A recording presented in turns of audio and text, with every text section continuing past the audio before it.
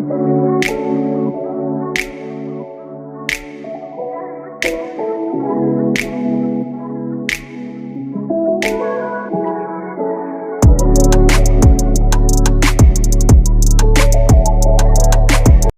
hey, welcome to our Monday lunchtime snack attack Zoom class. I wanted to take some time to talk about some common challenges that happen during lunchtime and weight loss, because I do coach people through this a lot, and I thought it might help all of you as well. So the first thing that I just want to talk about is just kind of that lunchtime is that pivotal moment, because that's when choices are made. That's when the day is kind of at its peak. That's when challenges arise. Just kind of, juggling family, juggling work, juggling demands of the day. And it just kind of, sometimes it feels like a tightrope walk. You just got to get to the end of it, right? You just got to hold on to the very end. And so I want to try to just kind of address the hurdles, dive into the heart of the matter today. And then just between you and your weight loss journey, maybe we can just kind of get these things removed that are standing between you and your goals. So some of the stuff we're going to talk about today are time constraints. People sometimes have limited lunch breaks. And, my husband, even, we don't get to talk to each other at all during the day. And he gets like a 30-minute lunch break. So he shovels his food down and he calls me for 5 minutes of his lunch break when after he finishes eating. And so, but it also is that, sometimes honestly, it leads him to make bad choices. And maybe that happens for you too. I try to keep all of my food choices pretty controlled, especially Monday through Friday. Sometimes Fridays or Saturday and Sunday, it doesn't always happen quite the way that I want, but I still try to make as good decisions as I can. But the solution is to kind of encourage time efficient meal prep. So you want to plan ahead as much as you possibly can. And I know sometimes just saying that, you're just like, we all know that. But let's just really talk about that. Something easy to assemble: salads, wraps, pre-made healthy snacks, tuna packets, different stuff that's easy to snag and go, right? What is in your snack box? I would always plan ahead, because you want to make sure that you are not at work hungry. Even at working, when I was still working at a gym, there was always donuts on the counter, always. People, I don't know if they just thought it was funny or what, people always brought us donuts. Cupcakes were on the countertop. So unhealthy workplace options are a huge challenge. If you work in a cafeteria or something like that, go for the healthier options. But, there may be limited options into what you can choose as far as like nutritious choices. So just kind of always keep that in mind. But I would try to make sure that you're navigating the restaurants for the healthier options, navigating the cafeterias for the healthier options. And for goodness sakes, don't skip your food so that donut's not tempting. If you're eating all your macros, you're not really tempted by donuts. Honest to God's truth. It will help you have better control over the ingredients if you are the one that's choosing the food, right? 100% of the time. The other thing is, like, you want to make sure that you don't have a junk food drawer. That is something that I've run into people be like, you want me to get you something on a junk food drawer? And I thought, man, that's at work is the stupidest place to have that. Why? Because emotional stress happens at work. Am I right? So you have the tendency to emotionally eat more often. And because of that, you don't want to have those simple sugars that are weight gaining issues that are super easy to overeat on hanging around. And so you want to make sure that you plan meals ahead of time so that you're avoiding those less nutritious options by having those healthier options alongside of it. So lack of planning is something that is totally controllable. So failing to plan meals ahead, it makes those spontaneous last minute decisions. You always want to have the healthier options on hand. And so if you've got limited access to healthy food, you have to plan ahead.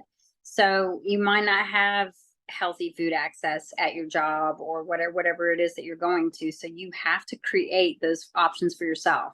And so if you don't create those options for yourself, you're not going to be able to have those on hand. And so I try to create budget-friendly meal plans for people. I try to create nutritious meal plans for people, stuff that's easy to take along for the ride. And that's an important aspect of it. One of the things I run into a lot with people that work and then are really kind of grab and go for lunch, they don't have somewhere to reheat meals. So you want to make sure that you have access to food that's toteable, that's portable, but you're not having to reheat it. So lack of access to a microwave or a stove, you have to make sure that you're eating wraps, whole grain bowls that you've pre-mixed that are going to taste good cold or warm. And then you just want to invest in a really good quality lunchbox. That is a big investment that I think everybody should have. I always have a lunchbox in my car. I'm in my car a lot. So that's just something to keep in mind. I realize that budget constraints can also be an issue when you are talking about food and planning ahead. And so I will hear people say eating healthy is expensive. It's really not if you're planning properly. And so you want to make sure that you are using cost-effective meals. Many times when I program food for clientele is a dinner becomes a lunch. And that's something where I help kind of keep costs down, but at the same time, you'll still have pretty fresh food. It's called batch cooking. So you are actually saving money by cooking one meal that's going to become another meal, right? And so that's going to help you not only have a nutritious budget, but it's going to help you with your meal planning as well. You know, like every Wednesday, you're going to be having the same thing Thursday for lunch, like dinner Wednesdays, Thursdays lunch. Helps the brain, helps the mind, helps things simply, and it keeps your budget down. So the other thing is like you want to make sure that you have a variety in your meal. Your meal plan should have a variety of foods in it. And so like I do a dinner to a lunch, but I'm not a person that programs the same thing for lunch every day and the same thing for breakfast every day, because monotony and boredom is the enemy of all enemies, and complacency happens in monotony and boredom. And so you want to make sure that you have different recipes, different meal ideas, and try to keep things interesting. Try different cuisines and different stuff like that. And so I try to put stuff on meal plans that make people try new things. Doesn't always work. Sometimes they're like, no, I didn't want that. But I try to make sure that everybody has that option, but you always have that option in food swaps as well. And you have that option at home. So when you're planning your food, this is how I do it. So on Sunday, I meal prep for Monday, Tuesday, and Wednesday. And then on Wednesday, I meal prep for Thursday, Friday, and Saturday. And that actually is pretty fun because on Wednesday, if I'm going to do a cooking live, it's usually for my meal prep for Thursday, Friday, and Saturday. And I do it with my husband. It's a lot of fun. But you just have to figure out something that works for you. I will not eat food that's been in my fridge longer than 3 days. I will throw it away. So if you know that about yourself, know what your weaknesses are and kind of play into those and work along with those. So take a few minutes a week to just plan your meals. So like when I hand somebody a meal plan, I meant to have one in my hand. They have their entire day. They know what they're having for breakfast, snack, lunch, snack, dinner, snack. All the recipes are with it. All of the suggestions for portion controls. They have a food swap if they need to swap anything out. They have frequently asked questions if they've got a lot of questions about their meal plan. That gets handed to them. So make sure that you know your meal plan. And so one of the things that I am giving out is a PDF that has the meal plan on it. And I will pop that into the discussion part of the group in Facebook for this. If you are on YouTube watching this, it'll be attached in the discussion part. That's where it will be. So look for it there. So you'll be able to find the meal plan attachment that comes along with this in that section. So that's something where you can plan your meals out yourself. Planning your meals is half the battle. So choose simple recipes. Choose batch cooking like I talked about. Make sure you prep as many ingredients as you can in advance. So if you're like me and you only like maybe 2 or 3 days, do 2 or 3 days, but make it work. Invest in time-saving tools. So I know Tammy also is on here. She's Pampered Chef rep. I have everything Pampered Chef. Pampered Chef has saved me a ton of time. And therefore, if you're saving me time, you're ultimately saving me money. So a lot of the biggest things that I use from Pampered Chef, just so if you ever want to know, the mandolin is a must-have. That is a huge time saver for food prep. That's one thing that really helps me. But I do have the temperature thermometer. I did the Pampered Chef thermometer. That thing is a lifesaver. The battery in it lasts for flipping ever, but it has, I like to use the needle and it has a long string on it. It's magnetized, so you can hang it up on your fridge, so you have somewhere to put it. It's really super handy. So those tools, stuff like that, time-saving tools are massively helpful. And so just kind of have that in your head that if you're investing in it, don't invest in something that you cannot foresee yourself using multiple times a week, every single week. Because at that point in time, now you might be wasting your money. There's a lot of people that don't use air fryers. I use mine like crazy. Like I use mine every day. Pretty much is what happens at my house. So, but if you don't think that you're going to use an air fryer, don't get one. I use a griddle all the time.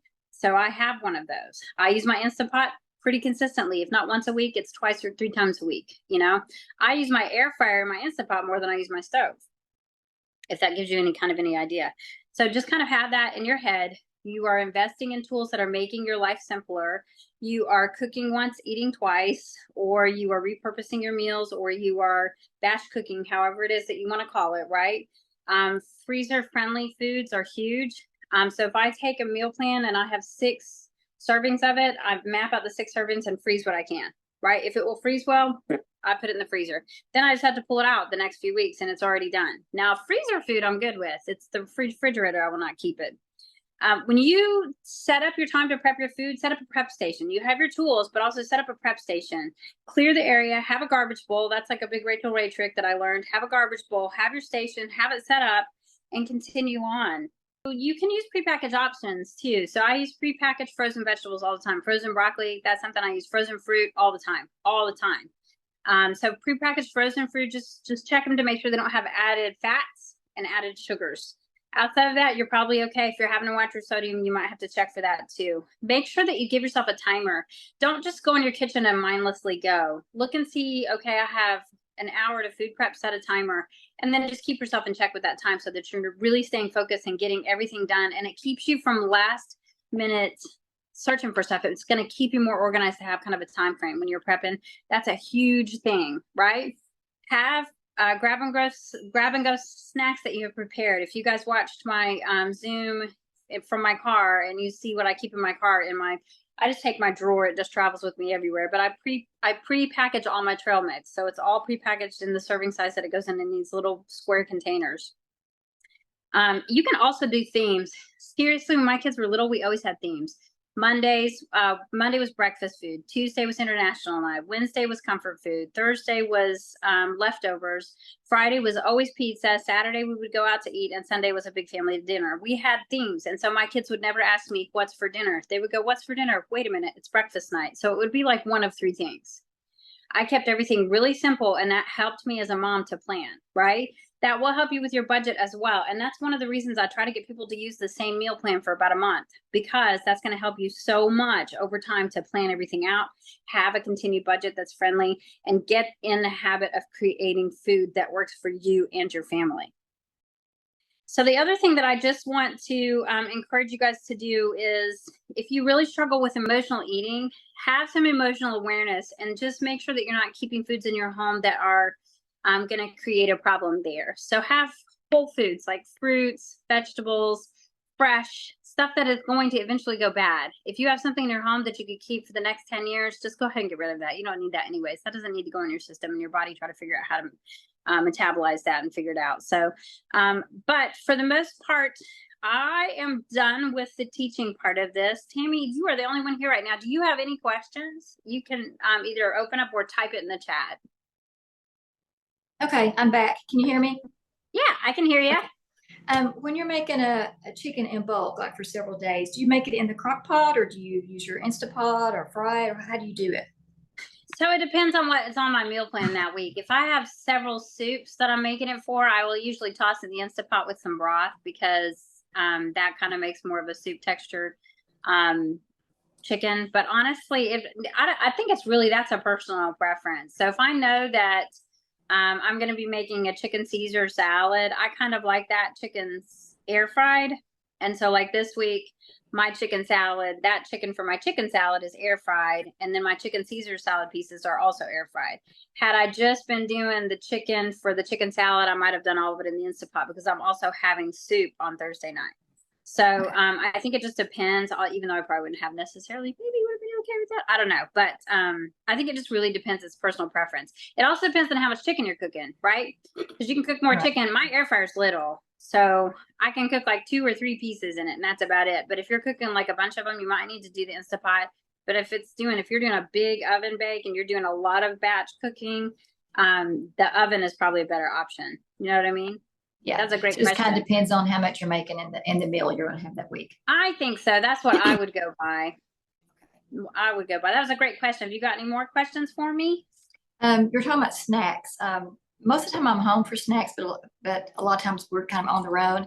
Is there any like granola bars or quick snacks like that you could just kind of grab on the road instead of having to try to stop and make a smoothie or cottage cheese or something?